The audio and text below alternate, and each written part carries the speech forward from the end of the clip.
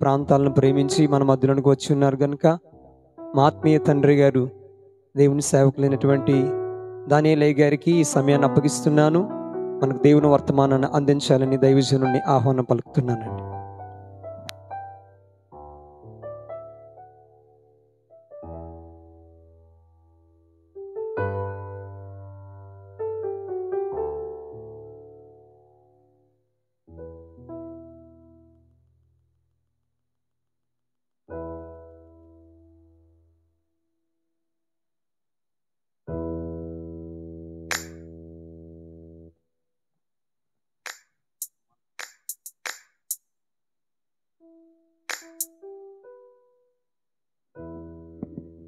మన పాపము మన శాపము యేసు సిలువలో మోసెను. మన పాపము మన శాపము యేసు సిలువలో మోసెను. కల్వారి సిలువలో సాతాను సైన్యమున్ కూల్చివేసెను. మన పాపము యేసు రక్తములో ముద్రించిన వారు, యేసు రక్తములో ముద్రించిన వారు ఘోరవుదగానే లోకపునాదులు వనకే, ఘోరవుదగానే లోకపునాదులు వనకే. మన పాపము మన శాపము యేసు సిలువలో మోసెను. కల్వారి సిలువలో సాతాను సైన్యమున్ కూల్చివేసెను. మన పాపము విజయము పొందిన రాజు సైన్యముల ముందు నిలచే, విజయము పొందిన రాజు సైన్యముల ముందు నిలచే. భయమేలా మనకు జయము మనదే నిత్యం, భయమేలా మనకు జయము మనదే నిత్యం. మన పాపము మన శాపము యేసు సిలువలో మోసెను. కల్వారి సిలువలో సాతాను సైన్యమును కూల్చివేసెను. మన పాపము విజయము పొందిన రాజు సైన్యముల ముందు నిలచే, విజయం పొందిన రాజు సైన్యముల ముందు నిలచే.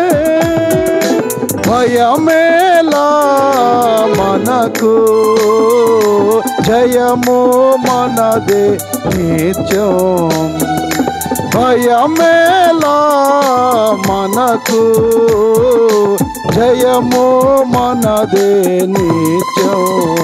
మన పాపము మన శాపము యేసు సిలువలో మోసెను. కల్వారి సిలువలో సాతాను సైన్యమున్ కూల్చివేసెను. మన పాపము జయము జయము జయము ఎల్లవేళల జయము, జయము జయము జయము ఎల్లవేళల జయము. యేసు నామమునకే ఎల్ల వేళల జయము యేసు నామమునకే ఎల్లా వేళల జయము మన పాపము మన శాపము యేసు సిలువలో మోసెను కల్వారి సిలువలో సాతాను సైన్యమును కూల్చివేసెను మన పాపము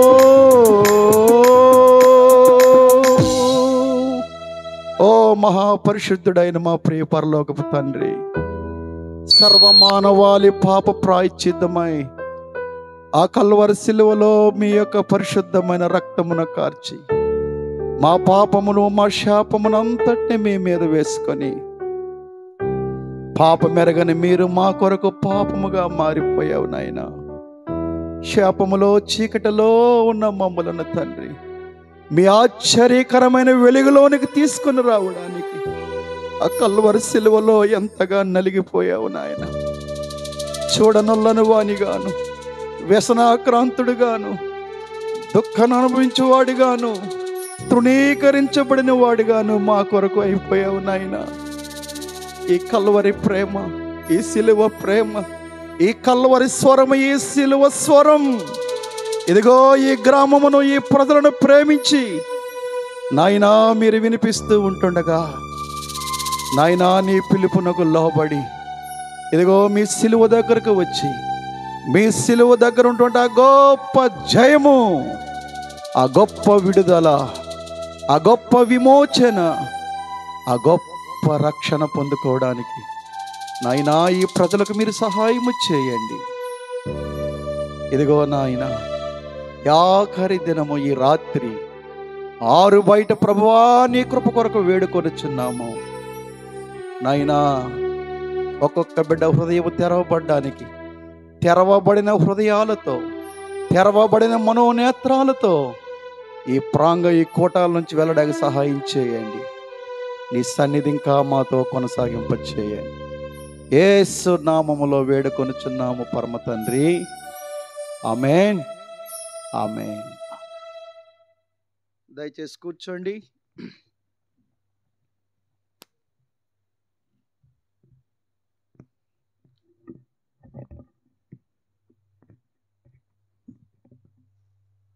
ఇదంతయు వినిన తర్వాత తేలిన ఫలితార్థం ఇదే అంటున్నాడు సొలొమోను.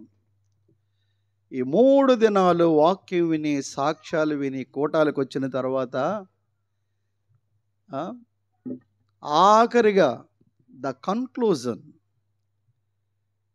ముగింపు చాలా బిగింపుగా ఉండాలి కదా ఏమండి?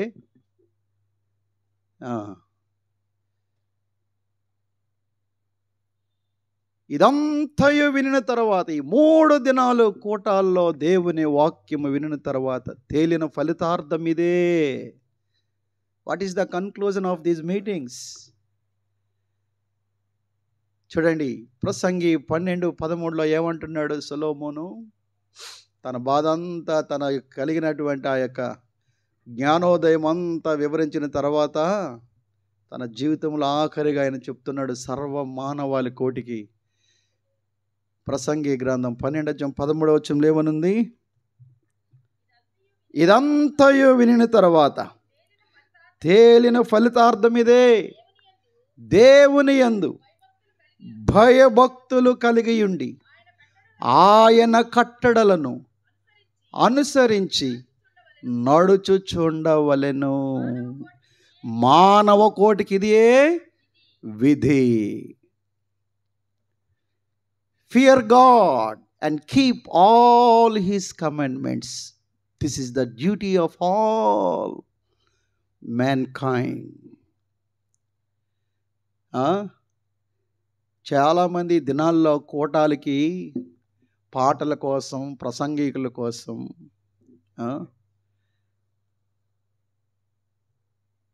మార్కులు, ఆయన ఇలాగ చెప్పాడు, ఈయన ఇలాగ చెప్పాడు, ఆయన వాక్యం బాగుంది, ఆయన పాటలు బాగున్నాయి.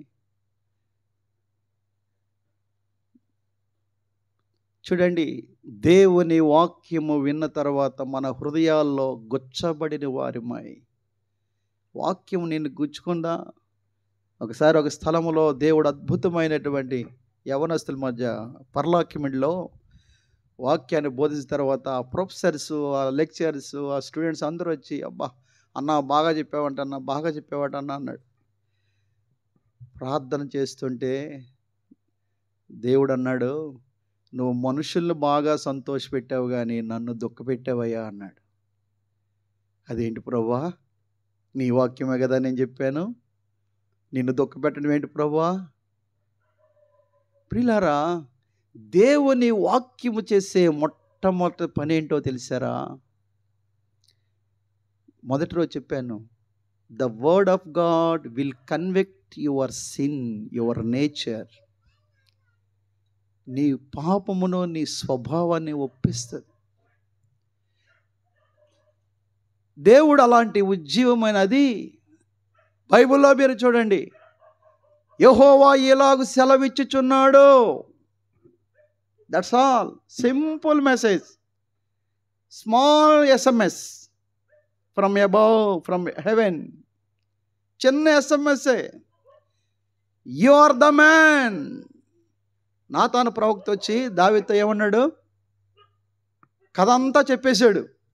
ఒకనికి ఇన్ని గొర్రెలు ఉన్నాయి, ధనవంతుడు, ఆయన ఇంటికి ఒకడు వచ్చాడు, ఈలోగా మరొక పేదవాడు గొర్రెని తీసుకొచ్చి చంపేసి పెట్టాడంటే దావీదు కోపం వచ్చి, అలాంటి వాడు నా రాజ్యంలో ఉన్నాడా అంటే అతన్నాడు, ఉన్నాడు. ఆయన ఎవరో తెలుసారా? ఆ మనుష్యుడు నీవే. ఒకే ఒక మాట. దావీదు ఎలా చూసారా?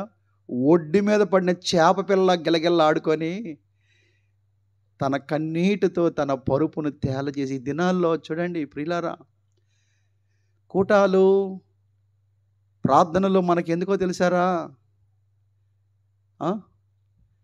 మనలను ఒప్పించి, కక్కించి, సరిచేసి సిలువ దగ్గరకు మనలను నడిపించడానికి. ఈ కోటాల్లో ఎంతమంది సిలువ దగ్గరికి చేరిదిగో, దేవుడు నాతో మాట్లాడాడు, దేవుడు నన్ను ఒప్పించాడు, దేవుడు నా పాపమును కక్కించాడు, దేవుడు నాకు నూతన హృదయం ఇచ్చాడు, దేవుడు నాకు నూతన స్వభావాన్ని ఇచ్చాడు. చూసారా? చాలామంది వినడానికి అలవాటు పడిపోయినటువంటి వారు తయారయ్యారు. Habitual listeners. ఎక్కడ కూటాలన్నా వెళ్ళి వింటారు, కానీ వారి హృదయంలో ఏ కార్యము జరగదు. చూసారా? దేవుడు వాక్యము పంపించినప్పుడు ఆ వాక్యము ఎలాంటిది? Is not my word like as a fire. నా మాట అగ్ని వంటిది కాదా? బండలను పగలగొట్టు సుత్తు లాంటిది కాదా? బండలాంటి నీ హృదయాన్ని బద్దలు చేసేదేంటి? దేవుని వాక్యం. ఆ వాక్యమును చూడండి, వాక్యమును విని గడగడ. చూడండి, ఎవరైతే దేవుని వాక్యమును విని గడగడ వణుకుతారో వారి మీద దేవుని యొక్క కనుదృష్టి ఉంటుంది. భక్త్ సింగ్ గారు ఒకసారి వాక్యం చెప్తూ, మీలో ఎవరికైనా ఎవరి మీద అయినా కోపం ఉంటే మొదట వెళ్ళి నీ సహోదరుడితో సమాధానపడి ఆ తర్వాత వచ్చి నీవు ప్రార్థన, ఆరాధన, బల్లలో పాలు పొందు అని చెప్పినప్పుడు అందులో ఒక ఆయన గబ్బును లేచి వెళ్ళిపోతున్నాడు. ఆయన ఎవరో తెలుసా? ఆంధ్ర, తెలంగాణ, తమిళనాడు రాష్ట్రాల యొక్క చీఫ్ కమిషనర్, గొప్ప అధికారి. ఈయన వెళ్ళిపోయి మరలా కొంతసేపు అయిన తర్వాత వచ్చాడు. ఈయన వెళ్ళిపోయి ఏం తిన్నగా ఒక రిక్షా ఎక్కిపోయి ఆ దినం ఎవరితోనైతే పోట్లాడాడో, ఎవరి మీద అయితే కోపం పెట్టుకున్నాడో తిన్నగా ఆయన దగ్గరికి వెళ్ళి, ఆయన దగ్గరికి వెళ్ళేసరికి ఆయనకి నోట ఒకటి కొడుతుంది, ఇదేంటి ఈయన ఈ టైంలో నా దగ్గరికి వస్తున్నాడు, ఉదయమే పెద్ద గొడవ అయింది. ఈయన వస్తున్న నా ఉద్యోగం పోదు. ఎందుకంటే కొన్ని వందల మంది, వేల మంది అటెండర్ ఎంప్లాయీస్ ఆయన కింద. తీరా ఆయన దిగి ఆయన 2 చేతులు పట్టుకుని, రే రామస్వామి, నీ మీద చాలా కోపపడ్డాను, నిన్ను చాలా దూషించాను, చాలా నీ మీద అరిశాను, నువ్వు రోజు లేటుగా వస్తున్నావని. ఇదిగో దేవుని వాక్యం విన్నాను, ఆ వాక్యం నాతో మాట్లాడింది, నన్ను క్షమించురా అన్నాడంట. సార్ మీరు నన్ను క్షమాపణ అడగడం ఏంటి? లేదు నాయనా, క్షమించు. నువ్వు క్షమించానంటే కానీ నేను వెళ్ళి మళ్ళా దేవుని సన్నిధిలో ఆరాధించిన బలను పాలు పొందాలి. అక్కడ క్షమాపణ అడిగి తిరిగి వచ్చి ఆ బలలో పాలు పొంది తీసుకొని ఆరాధన ముగించుకొని వెళ్ళిపోతుంటే అప్పుడు భక్త్ సింగ్ అయ్య గారు అడిగారంట, తంబి ఇందాక మధ్యలో ఎక్కడికి వెళ్ళిపోయావయ్యా అన్నాడంట. అంటే అయ్యా, ఉదయం ఇలా జరిగింది సంఘటన, కాబట్టి దేవుని వాక్యం విన్నాను, మీలో ఎవరికైనా మీ సహోదరుడి మీద విరోధం ఉంటే నువ్వు ఎంత చూడండి, బలిపీఠము దగ్గర ముందు నీవు ఎంత చేసినా సరే దేవుని ఎదుటి నీ మనస్సాక్షి, నీ హృదయము సరిగా లేకుండా దేవుడు నీ ప్రార్థన ఆలకించడు. There are so many hindrances to your prayers. మన ప్రార్థనకు ఆటంకాలు చాలా ఉంటాయి. అప్పుడు ఇదంతా చెప్పినప్పుడు అయ్యగారు చాలా భక్త్ సింగ్ అయ్యగారు సంతోషించారట. ఆయన చనిపోయినప్పుడు, ఆయన పేరు రాజామణి గారు, ఆయన చనిపోయినప్పుడు ఆయన సమాధి దగ్గర ఏం రాశారు తెలుసు? సాధారణంగా ఏం రాస్తాం? ప్రభువునందు మృతునందున మృతులు ధన్యులు, జననం మరణం పేరు ఊరు అన్నీ రాస్తాం. కానీ అక్కడ ఏం రాశారు తెలుసారా? Brother Rajamani who trembled at the word of God. దేవుని వాక్యము పట్ల గడగడా వణికినటువంటి సహోదరుడి యొక్క సమాధి ఇది. వణుకుతున్నావా? సరి చేసుకుంటున్నావా? ఎంతమంది చూడండి, ఈ చిన్న గ్రామానికి ఎన్ని గ్రూపులో, ఈ చిన్న సంఘానికి ఎన్ని సొంపులో.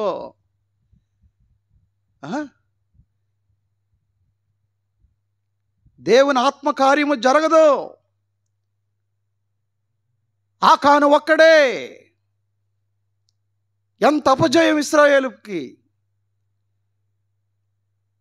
దేవుని ఆత్మకార్యం ఉజ్జీవాన్ని ఆర్పేటువంటి ఏ విధమైనటువంటి చీకటి మన మధ్య ఉండకూడదు. శాపగ్రస్తమైనది మన మధ్య ఉండకూడదు. దేవుని వాక్యము పట్ల గడగడ వణకడం నేర్చుకోవాలి. దేవుని బిడ్డలు అంటే ఎవరు తెలుసారా? Those who will be the lovers of God's word. దేవుని వాక్యమును ప్రేమించేవారే దేవుని బిడ్డలు. చాలామంది చూడండి, వాక్యము ఎంత శక్తి కలిగిందో, ఆ వాక్యము మన జీవితాల్లో ఎంత కృప చూపుతుందో, ఆ వాక్యాన్ని గ్రహించలేకపోతున్నారు చాలామంది. తీసుకోరు, వింటారు. వింటారండి. యేసు ప్రభువు కూడా అద్భుతమైన ప్రసంగాలు చేసిన తర్వాత, ఇందాక సహోదరులు చెప్పారుగా కొండల గురించి, అని అద్భుతమైన ప్రసంగాలు చేసిన తర్వాత ప్రభు చివరిలో ఒక మాట ఏమండి? చెవులు గలవాడు వినుగాక. అంటే అక్కడ ఉన్నవాడికి ఆవిడ చెవులు లేవా? చూడండి, ఈ దినాల్లో చాలామంది వినడానికి అలవాటు పడిపోయారు, కానీ విన్నదానిని గైకొనడానికి ఇష్టపడడం లేదు. కష్టమైపోతుంది. సొలొమోను అంటాడు, ఇదంతయు విన్న తర్వాత, ఈ ప్రసంగాలు, ఈ పాటలు, ఈ సాక్ష్యాలు, ఈ కూటాలు ఇవన్నీ అయిపోయిన తర్వాత తేలిన ఫలితార్థం ఇదే. ఏంటది? దేవుని యందు భయభక్తులు కలిగి ఆయన కట్టడలను నడుచుకుని ఉండుటయే ఇదే సర్వ మానవాళికి విధి. పిల్లరా, దేవుడిని నమ్ముకున్నాం అన్నవాళ్ళు దేవుడు కాదండి కావాల్సింది, దేవుడంటే భయపడేవారు. మన భారతదేశంలో భక్తి ఎక్కువ, భయం తక్కువ. ఆ? భక్తి చేయండి అంటే ఎంత భక్తి అయినా చేస్తారు, కానీ భయం లేనటువంటి భక్తి. దేవుని భయం ఉంటే లంచాలు తీసుకోగలవా?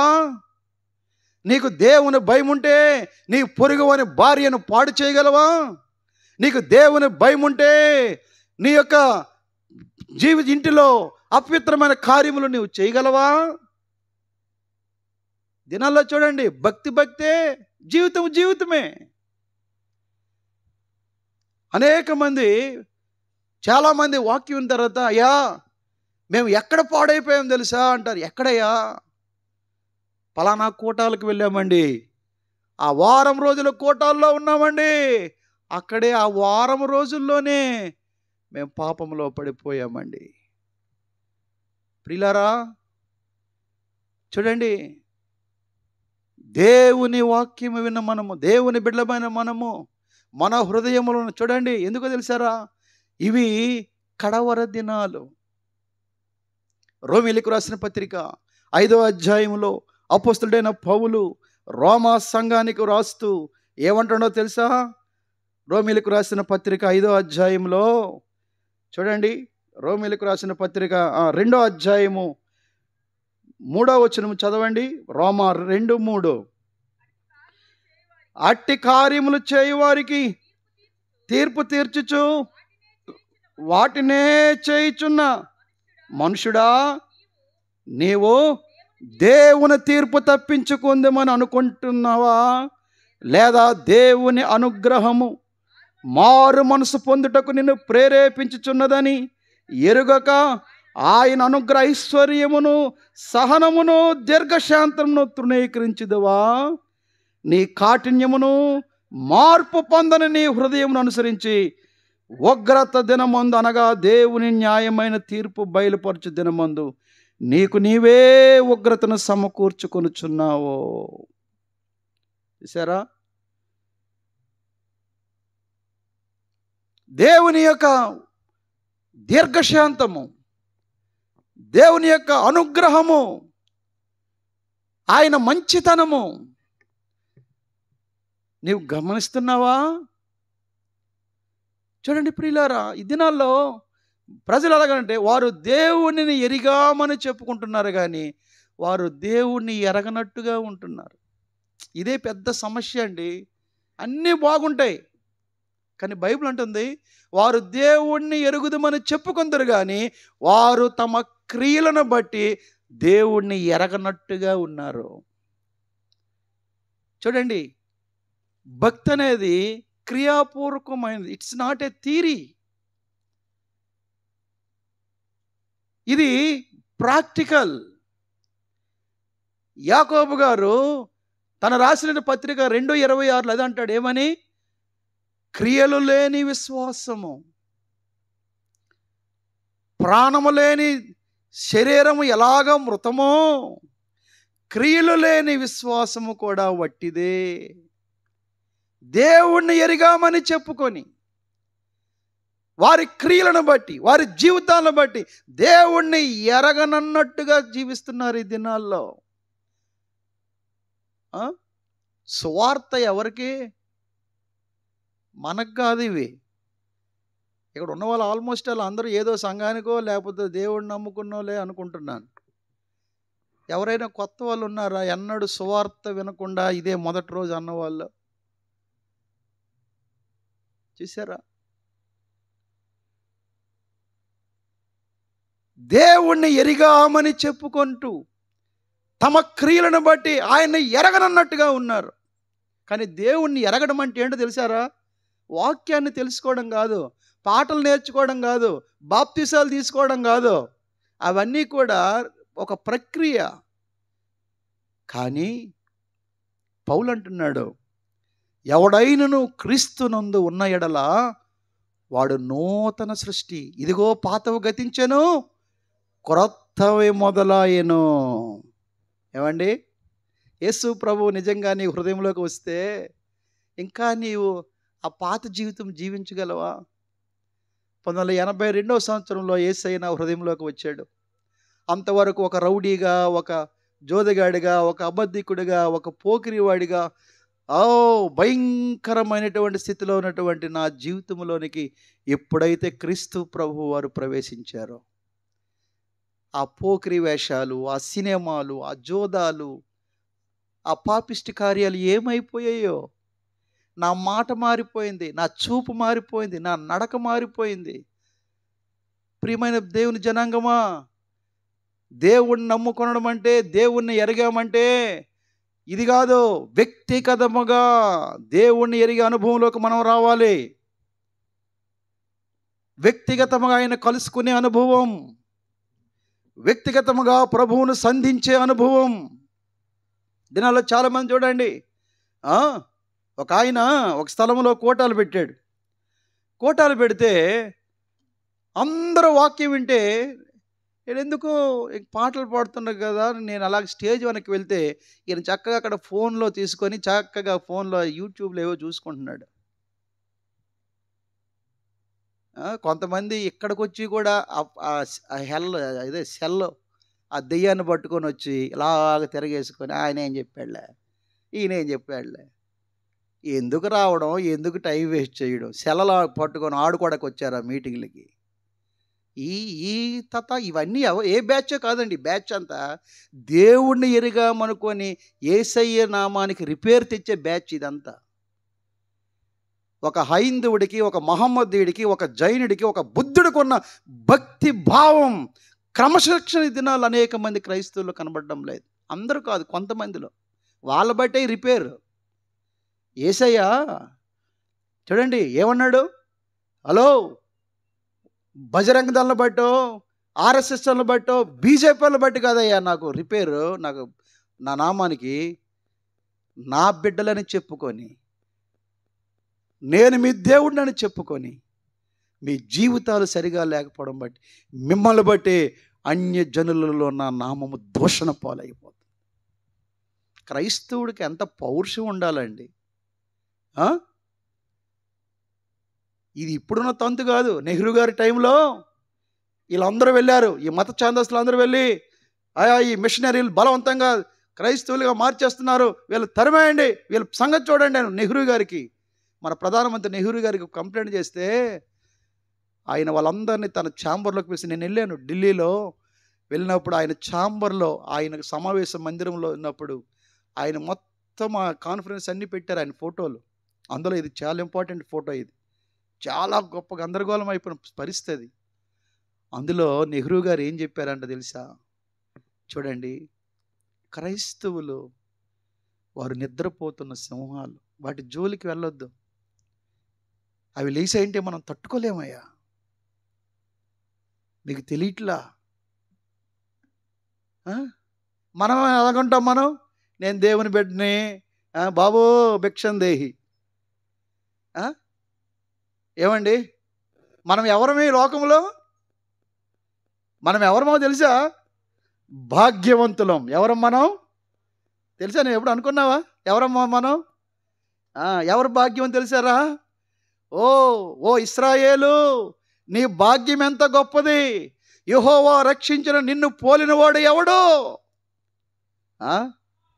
యేసన్న రక్షణ పొందిన తర్వాత ఈ పాట రాశాడు ఆయన. ఏమని?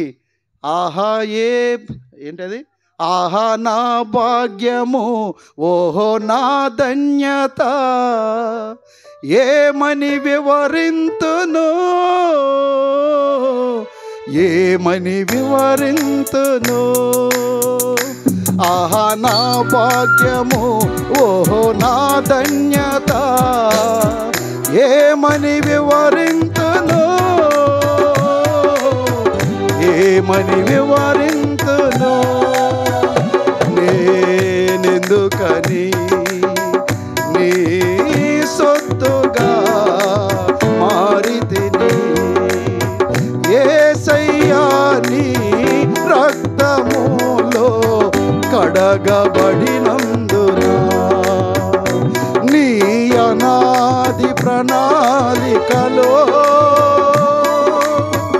హర్షించెను నా హృదయ సీమా. నీ అనాది ప్రణాళికలో హర్ష ఘోషించెను నా హృదయ సీమా. ఆహా నా భాగ్యము, ఓహో నా ధన్యత, ఏమని వివరింతును, ఏమని వివరింతును. ఆహా నా భాగ్యము, ఓహో నా ధన్యత, ఏమని వివరింతును, ఏమని వివరింతును. దేవుని బిడ్డలంటే చూడండి, వాక్యమును గట్టిగా పట్టుకొని దేవుని వాక్యము పట్ల భయము కలిగి దేవుని యందు నిజమైన భయభక్తులు కలిగిన జీవితం మనం జీవిస్తుంటే మనం ఎవరమో తెలుసా? మనకి ఎంత గొప్ప భాగ్యం ఇచ్చాడండి. మనకు చదువు లేకపోవచ్చు, డబ్బు లేకపోవచ్చు, ఆస్తులు లేకపోవచ్చు, అంతస్తులు లేకపోవచ్చు, కానీ దేవుడు అంటున్నాడు, ఓ నా బిడ్డ, నిన్ను పోలినవాడెవడు? యోహో, రక్షింపబడిన నీలాంటి నిన్ను పోలినవాడు ఎవరున్నారు? నువ్వు తక్కువగా, డోంట్ మిస్కాల్కులేట్ యువర్ స్ట్రెంగ్త్. నువ్వు తక్కువగా అంచనా వేసుకోవద్దు. దేవుని మంచితనం, దేవుని దీర్ఘశాంతం, దేవుని యొక్క అనుగ్రహ ఐశ్వర్యము, నీవు మారు మనసు పొంది నీ హృదయ కాఠిన్యము నుండి నువ్వు బయటికి రావాలని దేవుడు ప్రేమతో మరొక్క అవకాశాన్ని దేవుడు మీకు ఇచ్చాడు. ఇంత వాక్యము విని ఇన్ని దినాలు దేవుని సన్నిధికి వచ్చి ఆ యవనస్తుడి వలె ముఖము చిన్నబుచ్చుకొని హృదయాన్ని కఠినపరుచుకొని వెళ్ళిపోతావా? లేక దేవుని అనుగ్రహ ఐశ్వర్యము నిన్ను మారు మనసు పొందడానికి, నీవు రక్షణ పొందడానికి, నీవు తిరిగి లేవడానికి ప్రేరేపిస్తుందని నీవు అర్థం చేసుకుంటున్నావా? This is God's love. చూడండి, ఇది దేవుని ప్రేమ. ఆయన ప్రేమ నిన్ను వేట కుక్క వలె వెంటాడుతూ ఉంది. వేట కుక్క అంటే ఏంటి తెలుసారా?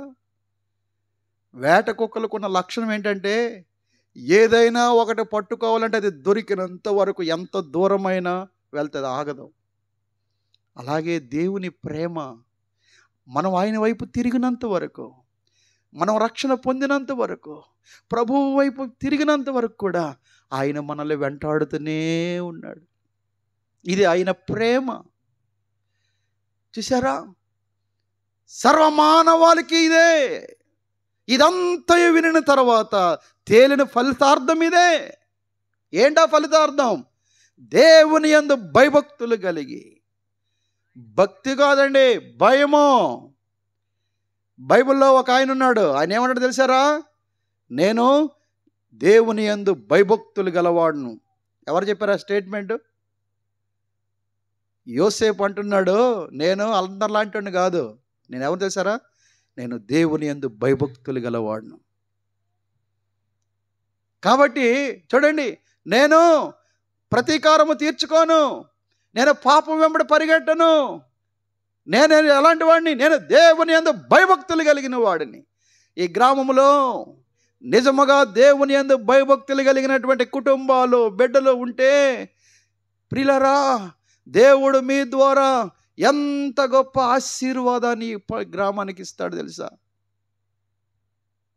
దినాల్లో చాలామందికి భక్తి ఎక్కువైపోతుంది కానీ భయం లేదు. భయం అంటే ఏంటి? చంపలేసుకోవడం కాదు, నక్క వినయాలు కాదు. అసలు ఈ నక్క వినయాలను అసలు నమ్మకూడదు.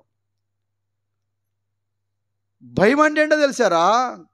దేవుని భయం అంటే ఈ అవుట్వర్డ్ అపీరెన్స్, హిపోక్రసీది, ఈ వేషధారణ దేవుడు చూడ్డు. దేవునికి భయపడే వారిలో ఉండేటువంటి లక్షణాలు ఏంటో తెలుసారండి? నెంబర్ 1, దేవునికి భయపడేవారు ఎల్లప్పుడూ కూడా దేవుణ్ణి సంతోషపరిచేవారిగా ఉంటారు. ఎవరిని సంతోషపరిచేవారిగా? ఈ దినాల్లో చాలామంది చూడండి, దేవుణ్ణి సంతోషపరచడం కంటే మనుష్యులను సంతోషపరిచి మనుష్యుల్లో మెప్పించే బ్యాచ్ తయారైపోతున్నారు. అందుకని పౌలు ఏమంటున్నాడు? నేను మనుషులను సంతోషపెట్టగోరుచున్నానా, దేవుణ్ణి సంతోషపెట్టగోరుచున్నానా? నేను ఇప్పటికీ మనుషులను సంతోషపెట్టేవాడినైతే నేను క్రీస్తు దాసుడిని కాకపోదును. అనేక గ్రామాలకి, అనేక ప్రాంతాలకు వెళ్ళినప్పుడు అనేక సార్లు నేను దెబ్బలు తింటాను. ఎందుకు? దేవుని యొక్క వాక్యము మనుషులకు అంతగా రుచి ఉంది. అది రుచి మరిగితే తప్ప ఆ వాక్యం వరకు ఇది ఉండదు. అందుకని ఇదే చూసారా, ఏమండి, మనం ఎన్ని ప్రిస్క్రిప్షన్ చేసినా ఆ లోపల ఉన్న జబ్బు వ్యాధి తగ్గకపోతే దానికి మందు ఇస్తాడు యేసయ్య. నీ హృదయ వ్యాధికి మందు, నీ పాపిష్టి రోగానికి మందు. అది ముందు మానితే, అది బాగుపడితే మిగతావన్నీ సెట్ అయిపోతాయి. దాన్ని మాన్పుకోవడానికి మనకు దేవుడు ఈ కూటాలు ఇస్తున్నాడు. వాక్యము, దేవుని వాక్యమును మనము గైకొన్నప్పుడు, ఆ వాక్యానికి మనం భయపడినప్పుడు దేవుడు మనల్ని ఎంతగా ఆశీర్వదిస్తాడు తెలుసారా?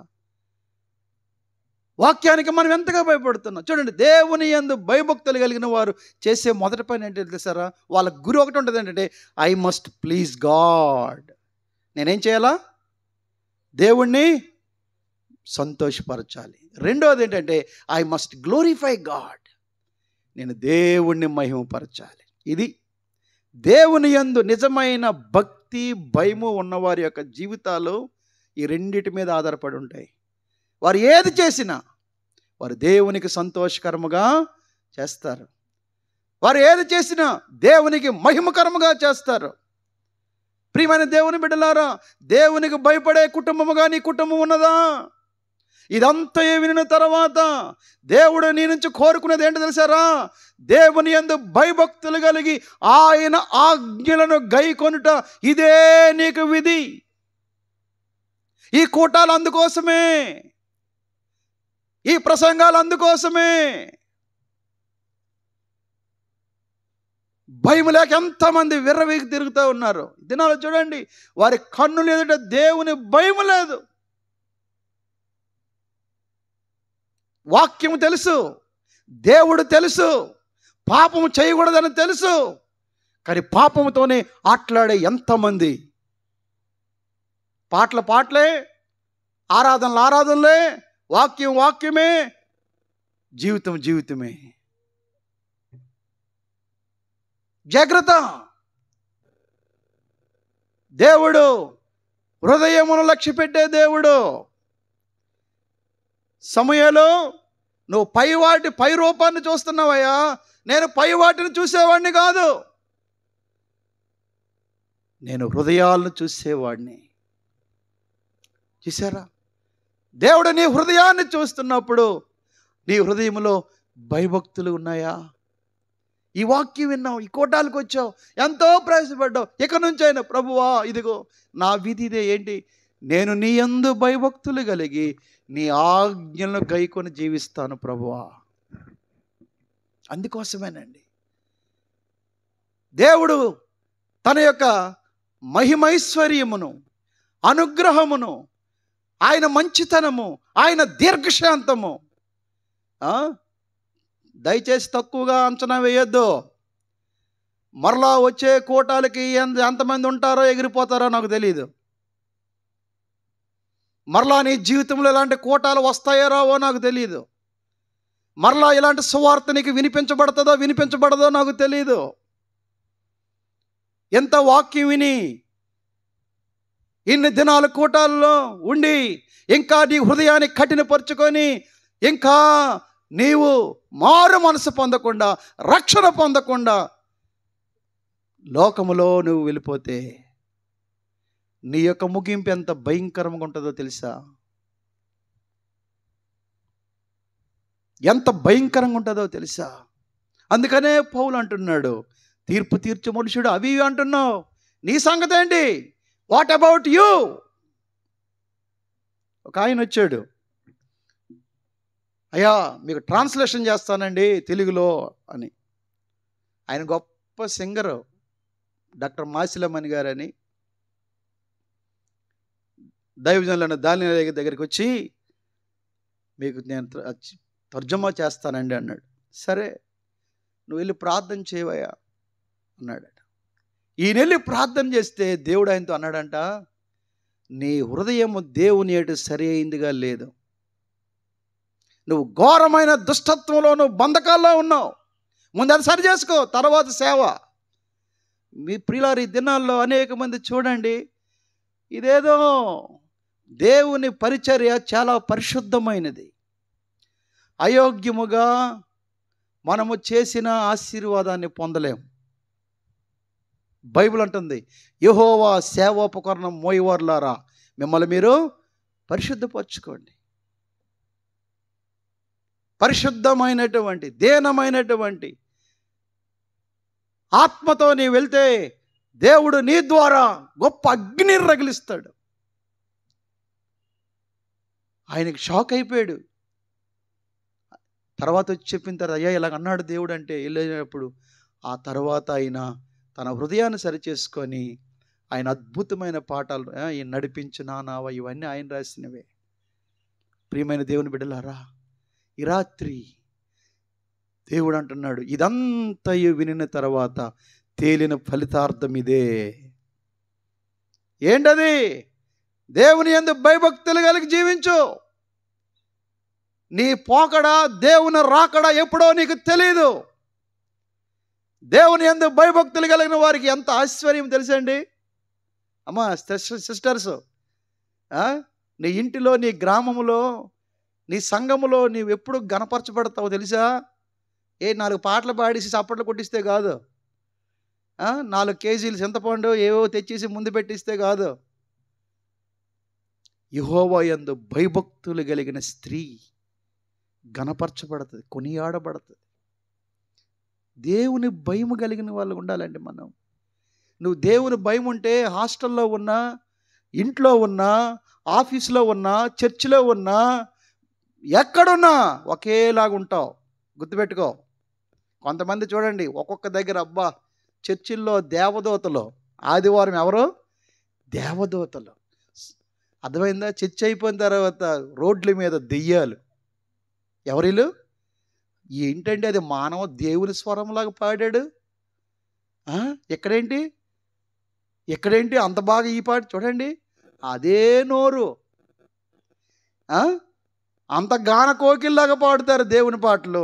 అక్కడికి వెళ్ళిపోయా సినిమా పాటలు. అది ఎవడాడు? గెడ్డాలోడు సినిమా మొన్న చచ్చిపోయింది ఒక ఆమె. ఆమె ఎవరో తెలుసా? దేవుడు ఎరిగిన ఆమె. ఆ పిల్లోడిని పట్టుకొని వెళ్ళిపోయింది సినిమాకి. ఎంతమంది అండి? బైబిల్ ఎక్కడ ఉందండి సినిమాలు చూడకూడదని? జోబా చూపించో, కొత్తగా చెప్తున్నావు నువ్వు. కొత్త బోధ తీసుకొచ్చాడు ఈ ముస్లిం వలసకీడు. కొత్త బోధ. దినాల్లో చాలామంది వాళ్ళకు అనుకూలమైన ప్రసంగాలు, తానొప్పక నొప్పించక తప్పించక తిరుగువాడు నాకెందుకు నొప్పి, వాడికి నొప్పొద్దు, నాకు నొప్పొద్దు, హాయ్ కలుద్దాం, బాయ్లు హాయ్లు చెప్పుకోడాక ఈ కోటాలు. నీ హృదయ కాఠిన్యం నుంచి నువ్వు విడుదల పొంది, నీ బంధకాల నుంచి నువ్వు విడుదల పొందడానికి దేవుడు నిన్ను ప్రేమించి నీకు ఒక అవకాశం ఇస్తే, ఇంకా నీ సినిమాలు, మార్పు నందని నీ హృదయము ఎంతకాలం అలా కొనసాగుతావు? దేవుడిని ఎరిగామని చెప్పుకొని దేవుడిని ఎరగనట్టుగా జీవించే జీవితాలు ఎంతమంది దినాల్లో అండి? దేవుడు భక్తి విశ్వాసం అంటున్నారు, ఆ అన్యాచారాలు విడిచిపెట్టరు, ఆ త్రాగుడిని విడిచిపెట్టరు, ఆ జోదాన్ని విడిచిపెట్టరు, ఆ మూఢనమ్మకాలను విడిచిపెట్టరు, ఆ కులదయాన్ని విడిచిపెట్టరు. పేరుకేమో మేము క్రైస్తవులం. ఎవడు చెప్పాడు నువ్వు క్రైస్తవుడు అని? నీకు నువ్వు అనుకుంటే అయిపోద్దా? జాగ్రత్త. నీ హృదయ కాఠిన్యమును, మార్పు పొందని నీ హృదయమును సరి చేసుకోవడానికి ఈ కోటాలో పౌలు అంటున్నాడు, దేవుని ఉగ్రతను తప్పించుకుందామా? We cannot escape. దేవుని యొక్క ఉగ్రతను మనం తప్పించబడలేమండి. దేవుని భయం ఉంటే అయ్యో నీవు ఎలాగుంటచ్చండి, నీ జీవితము ఎలాగంటే ఒక దేవదూతలాగా ఉంటుంది. ఈ ప్రయాస, ఈ యొక్క మీటింగులు, ఈ ఆశీర్వాదం అంతా కూడా నీకు పొందాలంటే ఒక్కటే, దేవుడు అంటున్నాడు, ఇదే మీకు విధి. ఇక మీదట ఎంతవరకు నువ్వు గోడ మీద పిల్లిలాగా బతికేవేమో, ఎంతవరకు అటు ఇటు డ్యాన్స్ వేసావేమో, ఈ రాత్రి ఈ కోటాల్లో వాక్యం విన్నావు కదా, దేవుడు అంటున్నాడు ఇక నుంచైనా సరే దేవుని యందు భయభక్తులు కలిగి ఆయన ఆజ్ఞలు గైకొనొచ్చు నువ్వు జీవిస్తే నీ కుటుంబము ఎంతగా ఆశీర్వదించబడతారో తెలుసారండి. యెహోవా యందు భయభక్తులు గలవారు ఈ విధముగా ఆశీర్వదించబడతారట. నీ భోజన బల చుట్టూ నీ పిల్లల ఒలివ మొక్కల వలె ఉంటారు. నీ లోగిట నీ భార్య ఫలించు ద్రాక్ష వలె ఉంటుంది. ఎన్ని ఆశీర్వాదాలండి. నువ్వు గంజి నీళ్ళు తాగినా అబ్బా ఎంత ఆరోగ్యం, నీకు ఎంత సంతోషం, ఎంత నెమ్మది. ఏమండి, ఎంత నెమ్మదండి. యేసు ఉన్న ఇంటిలో ఎంత సంతోషం, ఎంత సంతోషం. యేసు ఉన్న హృదయములో ఎంత ఆనందం, ఎంత ఆనందం. యేసయ్య ఉన్న హృదయములో ఎంత సంతోషం. అది ఆ సంతోషము చూడండి, క్వార్టర్లు వేసుకుంటే దొరకదు. ఆ సంతోషం చికెన్ బిర్యానీ వల్ల దొరకదు. ఆ సంతోషం డబ్బు వల్ల కాదు. దేవుడిచ్చేటువంటి ఆ గొప్ప సంతోషం ఎంత గొప్పది తెలుసా? నిన్నే చెప్పేశాను రా బాబు యోనా గురించి. యోనా నీకు ఇది తగునా?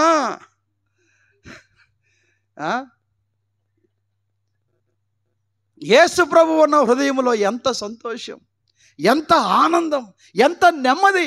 పూరి గుడిసెలో ఉన్నా నేను ప్రభువుని నమ్ముకున్నప్పుడు నన్ను మా ఇంట్లోంచి తరిమేశారు. పూజలు చేయకుండా ఇక్కడ సినిమాలు చూడడం, ఇక్కడ పెద్ద భక్తుడిలాగా ఉంటానంటే మా ఇంట్లో ఉండక పోరా అన్నారు. ఊరి బయట పాడుబడిపోయినటువంటి ఒక మిద్దిల్లుంటే అక్కడ ఉండేవాడిని. అందరూ ఊరుంటే నేను ఊరి చివరు ఉండేవాడిని. ఎందుకు అక్కడికి వెళ్ళిపోయాడు? ఆయన దేవుడు నమ్ముకున్నాడట, యేసయ్య ఆయన మార్చాడట, ఆయన సినిమాలు చూడ్డాట, అబద్ధాలు మాట్లాడ్డాట, విగ్రహాలకు పూజ చేయడట, ప్రసాదాలు తిండట. ఏమండి, దేవుడు మనల్ని చూడండి, మనము ఆయన వారుగా ఉండునట్లుగా ఆయన మనల్ని ఈ లోకం నుండి వేరుపరుచుకున్నాడు. We are separated people from the world. మనం ఎవరో తెలుసారా? వేరుపరచబడిన జనాంగం. కలిసిపోకండి. కొంతమంది చూడండి, దొంగోడు చూసినప్పుడు దొంగోడితో కలిసిపోతారు, తాగుబోతుడు చూసినప్పుడు తాగుబోతుడితో కలిసిపోతారు, వ్యభిచారిని చూసినప్పుడు వ్యభిచారితో కలిసిపోతారు. నువ్వేం క్రైస్తవుడు అయ్యా? B stand for God. జీవం కలిగిన దేవుడిని నేను ఆరాధించేవాడిని. నా దేవుడు పరిశుద్ధుడు. నేను అలాంటి పిచ్చి పోకిరి పనులు చేయను. 3 రోజులు ఆకలితో అలా ఉండిపోయేవాడు. అన్నం పెట్టేవారు కాదు. కానీ మీ ప్రియులారా, ఆ పూరి గుడిసెలో, ఆ ఊరి చివర, ఆ పాడుబడిన పాకలో ఎంత సంతోషం. నేను పాటలు పాడుతూ ఉంటే మా ఊరి నాయుళ్ళు అందరూ ఆ గుమ్మం ముందు ఆ వెనకాల చుట్టూ కూర్చునేవారు. ఏంటి ఇక్కడ జరుగుతుందంటే, ఏదో ఒక ఆకర్షణ ఇక్కడ ఉందండి. దేవుడు నీతో ఉంటే, ప్రభువు నీ హృదయంలో ఉంటే, దేవుని యందు భయభక్తులు కలిగిన బిడ్డగానే ఉంటే, చెరసాల్లో ఉన్న, గోతిలో ఉన్న, యు ఆర్ ద కింగ్. నువ్వు రాజువే.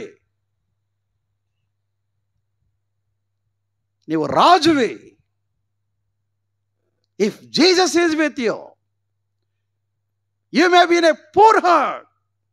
పేద కుటుంబం, ఒక పూరిపాకలో నువ్వు ఉండొచ్చు. యేసయ్య నీలో ఉంటే అదే ఒక పెద్ద ప్యాలెస్ అయిపోద్దండి. మనం పేదోళ్ళు. అది ఎవడ పేదోడు తెలిసారా? విశ్వాసం లేనోడు పేదోడు. ఎవడ దరిద్రుడు తెలుసా? పరిశుద్ధత లేనోడు దరిద్రుడు.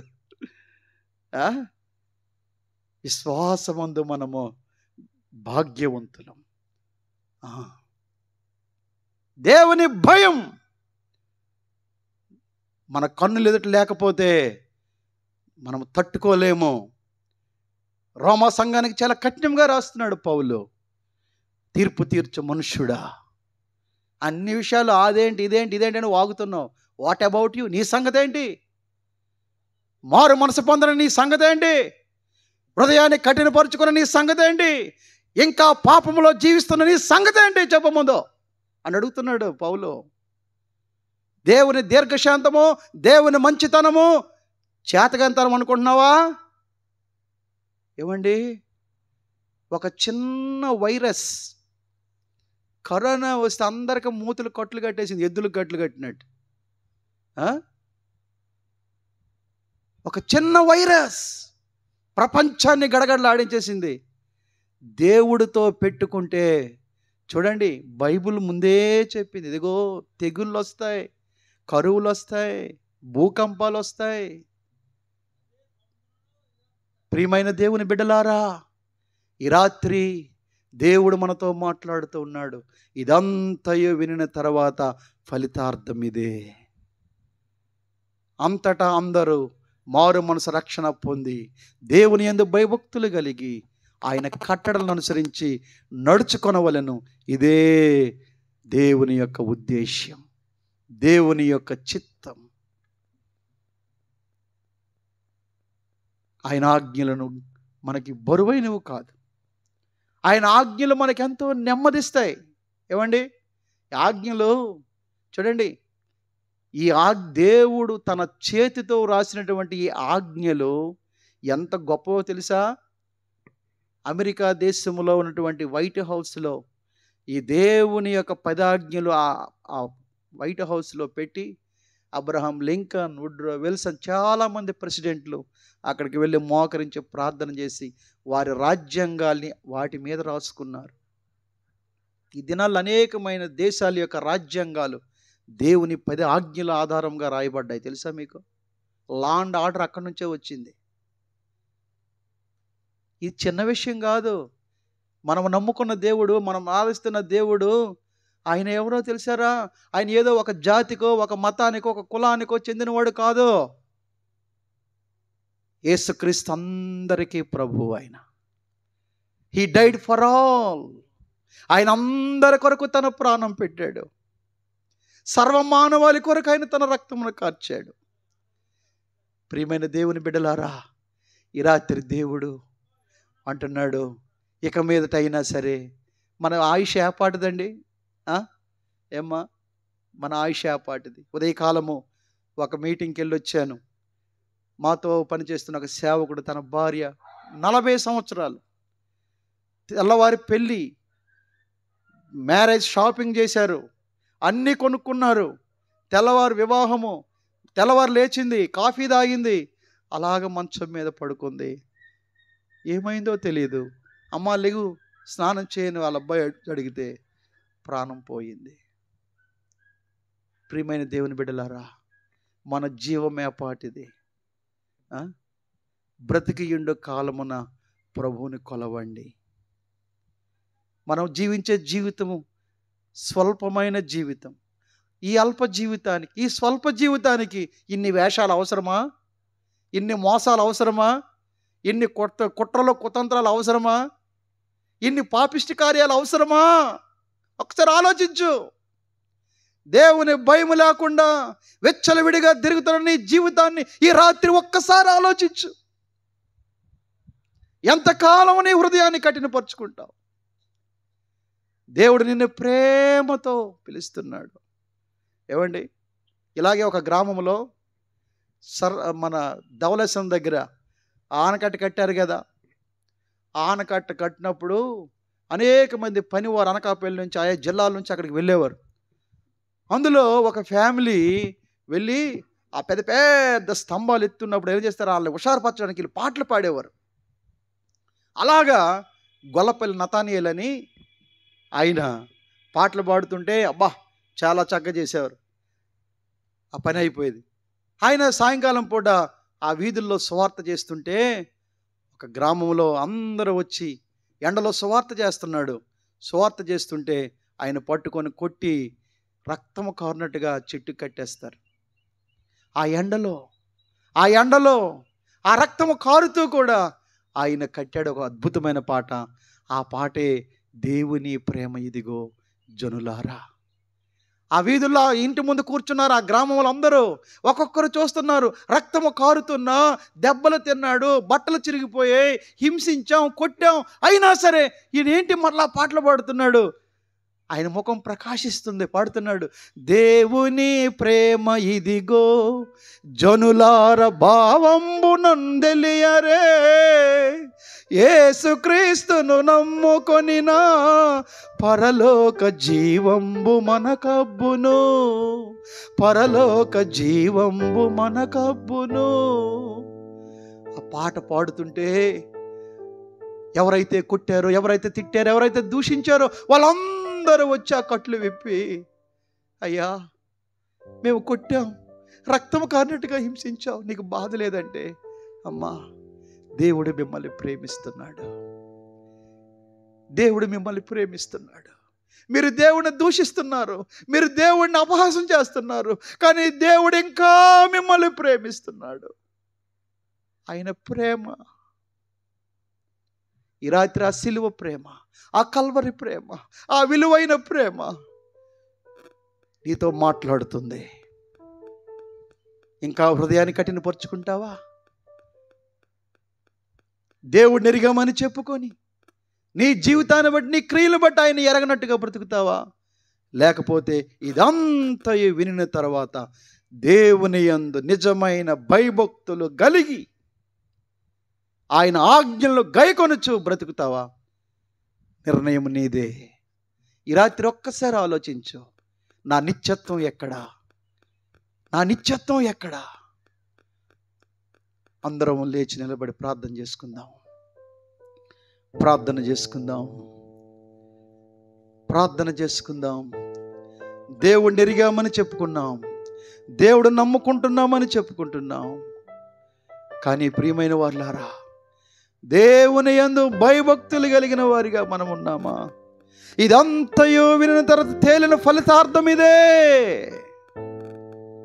దేవుని యందు భయభక్తులు కలిగి జీవించండి, ఆయన ఆజ్ఞలైన కట్టడలను గైకొనండి. ఇంకా నీ హృదయాన్ని కఠినపరుచుకోవద్దు, ముఖాన్ని చిన్నబుచ్చుకొని వ్యసన పడిపోతూ వెళ్ళిపోవద్దు. జారిపోయిన నీవు, పడిపోయిన నీవు, వెనక్కి వెళ్ళిపోయిన నీవు, ఆరిపోయిన నీ ఆత్మదీపము ప్రభువు వెలిగించాలని ఆశపడుతున్నాడు. అందరం ప్రభువా, ఇదిగో నాయనా, నీ యందు భయభక్తులు కలిగిన బిడ్డగా నేను బ్రతుకుతాను ప్రభువా, నీ యందు భయభక్తులు కలిగిన జీవితాన్ని నేను జీవిస్తాను నాయన. ఇంతవరకు నీ భయం లేకుండా విచ్చలవిడిగా బ్రతికాను ప్రభువా. ఈ రాత్రి నాయనా, ఇదిగో నీ యందు భయభక్తులు కలిగిన వారికి నీతి సూర్యుడు ఉదయిస్తాడు నాయన. ఆరిపోయిందా నీ దీపము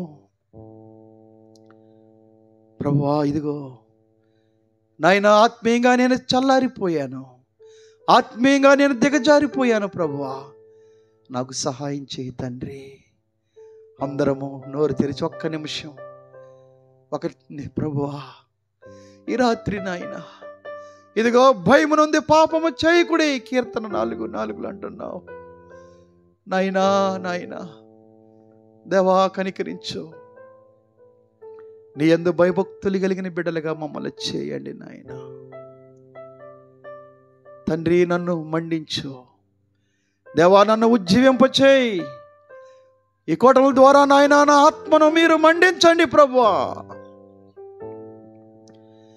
నా ఇంటి దీపం నీవేయని తెలసి, నా హృదయం నీ కొరకై పదిలపరచితి.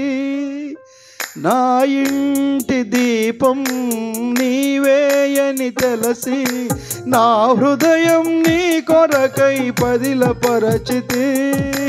ఆరిపోయిన నా ఆత్మదీపము, ఆరిపోయిన నా వెలుగు దీపము, వెలుగించుము నీ ప్రేమతో ప్రభువా, వెలుగించుము నీ ప్రేమతో అని చెప్తాం.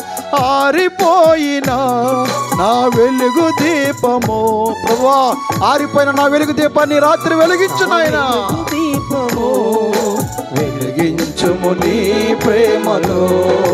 అందరూ ప్రభువా చల్లారిపోయాను నాయన, నా ఆత్మదీపం ఆరిపోయింది, చల్లారిపోయాను ప్రభువా, ఎండిపోయాను నాయన, నా ఎండిపోయిన స్థితి నుండి, నా చల్లారిపోయిన స్థితి నుండి, నా పడిపోయిన స్థితి నుండి, నా వెనక జారిపోయిన స్థితి నుండి దేవా నన్ను లేవనెత్తయ్యా, నన్ను లేవనెత్తయ్యా. నా ప్రార్థన ఆలకించుమా ప్రభువా, నా ప్రార్థన ఆలకించుమా. నీ తోడు లేక, నీ ప్రేమ లేక ఇలలోన ఏ ప్రాణి బతుకలేదు. నీ తోడు లేక ప్రభువా, నీ తోడు లేకుండా, నీ ప్రేమ లేకుండా నేను బ్రతకలేను ప్రభువా, నీ నిలువలేదు. అడవి పువ్వులే నీ ప్రేమ పొందగా, అడవి పువ్వులే నీ ప్రేమ పొందగా, నా ప్రార్థన ఆలకించుమా ప్రభువా, నా ప్రార్థన ఆలకించుమా, నా ప్రార్థన ఆలకించుమా ప్రభువా, నా ప్రార్థన ఆలకించుమా. ఎన్ని తలచినా ఏది జరిగినా జరిగేది నీ చిత్తమే ప్రభువా, జరిగేది నీ చిత్తమే.